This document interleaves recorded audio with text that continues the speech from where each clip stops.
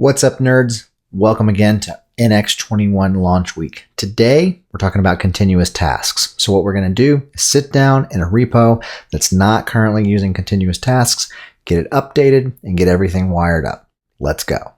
So for today, we're going to be working in a workspace based off our GraphQL example. And in that example, we have a React-based front end, which is consuming a feature library, which is using Apollo client to interact with a GraphQL API. And we have all of the models for that GraphQL in its own library. And we have GraphQL code gen, which generates the TypeScript models, which are shared between the API and the front end. Let's take a look at what this looks like when we actually run this project. So we're going to serve our API and we're going to serve our front end. And when we switch over to a browser, we can see that this is an application for tracking Lego sets. We've got a list of Lego sets that we have, along with a form on the left in order to add new sets to the collection. And the developer experience for this workspace is fine, but we can make it a lot better using continuous tasks. The other issue that we have is that we need to be running that code gen for the GraphQL to be able to generate our TypeScript models. And right now, the way that looks is, let's say that I run code gen for the API project. We already have enough configuration to say, okay, not only do we need to run code gen for the API itself, we also need to run the code gen for the models GraphQL. So if I were to take a look at the projects and then look at my task graph for code gen, I can see here that API code gen depends on model GraphQL code gen. And that's great for a static build, but none of that kicks in when I am just serving the application. Okay, so when I'm doing my development work, I have to run these code gen processes in a watch mode by myself and figure out which ones actually need to be running at any given time.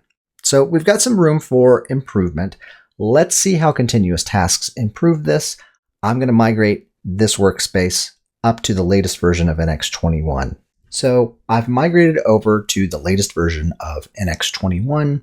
Let's see what changes we have. Right. If I look at my front end project, one of the things that we'll notice now is that the tasks like dev, preview, serve are now marked as continuous.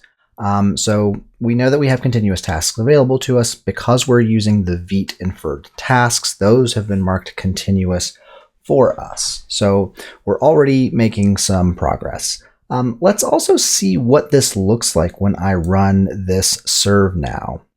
So the other big improvement is now that we have the terminal UI, all of our logs are nice and neat inside the terminal UI. We've got another video talking more in detail about that. But at least for right now, we're still only running the front end serve. Let's solve that first problem of also serving the back end whenever we need to serve the front end. So we'll quit our front end serve. And we'll go into our targets configuration for our front end application. And what we're going to do is, let's say for our dev target, we want to say it depends on, this is going to give us an array so that we can establish multiple dependencies. But for this one, we're going to create a dependency that says for projects, API, we're going to depend on target serve. Okay, so we're going to depend on the serve target of the API, and this is configured just like any other task pipeline that we have put together. Let's head over to our API and look at its configuration for the serve target. So the serve target is not using inferred tasks, and so this has not been marked as continuous for us, but we can do that really easily right here. We're just going to add continuous equal to true. Now, this is a continuous task. Let's take a look at what happens now if we try to run that front end serve. Okay, now our terminal UI is showing us both the output from the front-end dev and the API serve. So we've solved the problem. We don't have to come up with any sort of like outside tools, write a script, open up multiple terminals. Everything nice, neat for us, one command and running in the terminal UI. The next thing that we want to work on is our code generation. So in this workspace, we're using GraphQL and we're using GraphQL Code Gen, which allows us to take our GraphQL schema and actually generate TypeScript models. It does a few other things for us, but the important part is that we have this target. That's a part of our models GraphQL library. And this code gen command just runs once. It's a static output. Okay, so it checks for changes, it runs the code gen, and then it shuts down. So the problem with development here is that anytime you touched the GraphQL, you had to remember, go run this code gen command and make sure that everything was up to date. And that's not a great way of working. So let's improve that using continuous tasks. And the first way that we'll do that is by creating a continuous version of this code gen target. So let's copy what we have there and create a watch code gen. The only difference to the command will be adding the watch flag, and we want to remember to mark this as continuous, so we'll say continuous equal to true. All right, so this is now a continuous version of the code gen command. Let's run it to make sure that it works. All right, it's generated outputs once. Let's make a change to our GraphQL schema.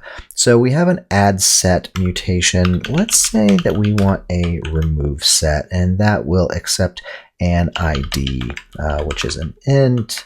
And we're keeping things simple. It's just going to return a Boolean of whether or not it was actually removed.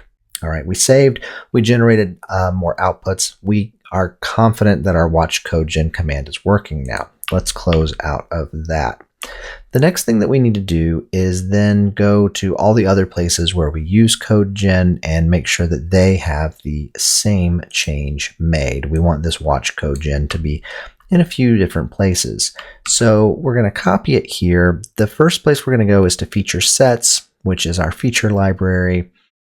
And it uses code gen to create some Apollo client queries for us. So we're going to add that just like that. Our front-end application doesn't actually have any code gen because it's so slim and only imports things from other places, so it doesn't need it. But our API does, because one of the things that it does is actually generate resolvers. And since we just added a resolver, we should see some sort of change in this application that we can now take advantage of. So we have the watch code gen task added to all of the projects that need it.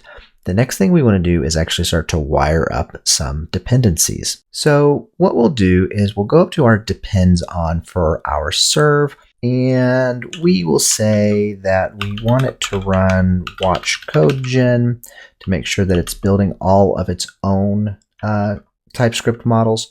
But we also want to make sure that it builds the TypeScript models for any descendants. And we do that by adding a little caret to the beginning of that definition. And now that means anything that we depend on that also has a watch code gen task, we should be running that. All right, let's see what happens when we serve our API now. Okay, for the continuous tasks, we can see that there's an API serve. There's also models GraphQL watch code gen and API watch code gen. Perfect. Exactly what we wanted.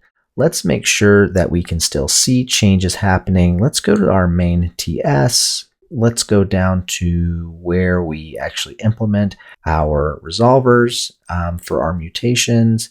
If we've done this correctly, we should be able to have some auto completion for remove set to be able to implement this this now. And we'll just say it always returns true because what the heck. All right, and we saw all that change happen within our API serve. So our API is depending on watch code gen, everything's good. Let's quit out of this because the last place that we need to add this is go to our front end project and do a very similar thing. Whenever we have dev mode, Right now, it just depends on API serve, but we also want it to work on all of our descendant watch code gen. We don't need to assign watch code gen for this project because it doesn't have a watch code gen. So now let's see what happens when we run front end dev. We'll look at all the things that we're running now. We've got the front end running in dev. We've got the models GraphQL, watch code gen, feature sets watch code gen, API watch code gen, and the API serve. So now we have done everything that we need to do to be able to make changes to our front end and immediately see them. And we only have to run one task. To see how all this looks, let's close this down because we don't need it anymore and take a look at the graph. All right, so this is now our task graph for front-end dev. And you can see all the things that we've sort of enriched this development experience with. Now we only have this one top-level command for front-end dev and everything else is getting done for us. So we went through our workspace, we identified our dependencies between different projects, we set them up to use continuous tasks, and we even applied it to some of our custom commands. Our workspace has gone from being kind of a chore to work in to being more of a joy, taking out those blockers so that you can get your work done faster. We've got more to come with NX21 launch week. We'll see you tomorrow.